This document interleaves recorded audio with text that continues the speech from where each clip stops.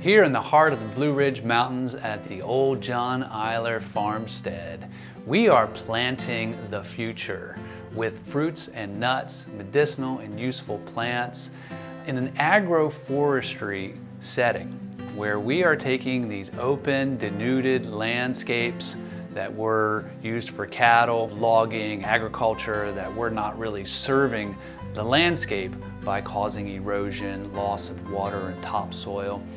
And we have come in and we've designed harvest water on contour throughout the landscape.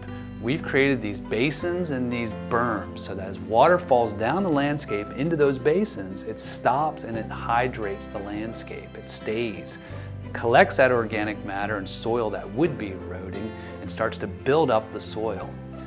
Then we're going through on spaced pattern and we're planting large overstory nut trees. Northern pecans, hybrid chestnuts, select hickories, persimmons, pawpaws, a cornucopia of very select genetics of each one of these types of plants that we are sourcing from throughout the country from the best of what's been found over centuries. So that as we're planting, we're actually inoculating the entire region here with some of the best genetics that'll spread by animals, by humans for hundreds of years. So this is a benefit not just to the hillsides of this beautiful place, but for the entire region. So as we are planting these overstory trees, we're also coming in and doing understory, mid-story trees, things like Juneberries and hawthorns and redbuds to help diversify the berries and the bird habitat. We're planting great pollinators in here, things like false indigo bush and mountain mint, so that all the insects and all of the life can hum in this space and support itself as its own ecosystem.